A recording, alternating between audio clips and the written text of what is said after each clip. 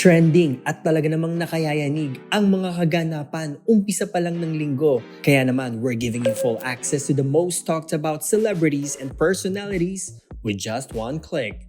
This is Click It. Click Entertainment Today.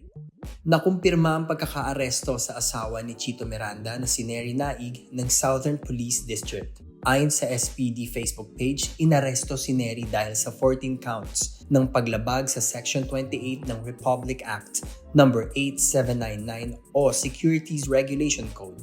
Sinasabing kabilang din siya sa 7th most wanted sa station level. Dagdag din sa ulat, inaresto siya noong Sabado, November 23, mismo sa araw na speaker sana siya sa isang convention. Samantala, nito lang ay naglabas na ng pahayag si Chito Miranda, husband of Neri Naig. Sa Instagram post, iginiit niya na never nanloko at nanlamang sa kapwa ang kanyang asawa. May pangalang Chanda rin siyang binanggit na dawit umano sa issue. Kasabay ng kanyang pahayag ay nagpaabot naman ng tulong ang dating senador na si Kiko Pangilinan. Attorney Kiko Pangilinan said to his Instagram page, "Narito kami handang tumulong, Chito. Ang product endorser ay isang talent at kung walang koneksyon o kinalaman sa ownership or management at operations ng kumpanya na involved sa illegal na operasyon ay hindi dapat managot sa nasabing illegal na gawain. Ako mismo ay saksi sa kabaitan ni Neri. Nabiktima din si Neri ng mga estafador at ang dapat habulin dito ay ang may-ari at nagpapatakbo ng kumpanya."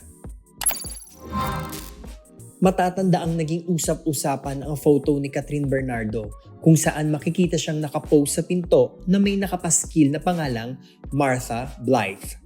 Ang pangalang Blythe kasi ay ang nickname ng kapamilya star na si Andrea Brillantes na nadawit ang pangalan sa hiwalayan nila ni Daniel Padilla. Say naman ni Kizzy Esguerra, assistant director ng ilan sa mga pelikulang pinagbidahan ni Catherine sa kanyang FB post. FYI, ako po si Martha Blythe. Para lang klaro sa mahilig gumawa ng kwento at nagmamarunong. Trending din recently ang photo and video na magkasama at spotted kissing sa isang bar sa Siargao sina Dominic Roque at Sue Ramirez. The two never denied nor confirmed that they were the ones in the photo and videos. But it looks like things are getting more serious between the two. Bukod sa sunod-sunod nilang Siargao moments, may mga exchange of good nights na rin ang dalawa na sinashare pa sa kanilang IG stories. Ayon kay OG Diaz, nanliligaw na raw umano si Dom kay Sue. Kaya naman nagtatanong na rin ang mga netizens kung sinagot na ba ni Sue ang aktor. Sinubukang hinga ng pahayag si Glyza De Castro kaugnay sa kinahaharap na syndicated estafa case ng kanyang co-producer sa Wide International na si Ken Chan. Walang naging direktang sagot ang aktres nang tanungin siya kung bahagi pa rin ng film outfit ang kapwa niya kapuso star. Glyza was quoted to have said to Pep.ph that, quote, "Actually po, hindi ko rin po alam kung ano ang nangyari since naglabas siya ng statement. Alam ko naman na hindi madali ang pinagdadaanan niya. Nagme-message rin ako sa kanya, nag-reply naman siya," unquote. Glyza refused to answer any more questions unrelated to Wide. Overflowing sa happiness at naging emotional pa ang panganay na anak ni na Marian Rivera at Dingdong Dantes na si Zia Dantes sa natanggap niyang surprise gift from none other than Olivia Rodrigo.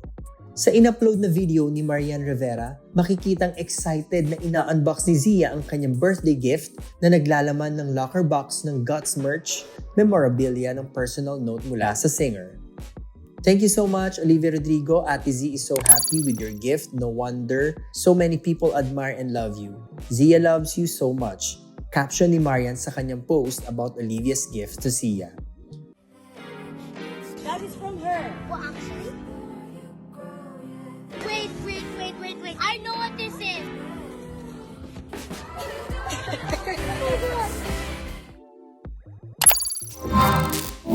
That's it for our midweek roundup. Subscribe to Creation Studios for more Click It updates. Stay tuned for more because we are ready to give more with just one click. This has been Click It. Click Entertainment Today.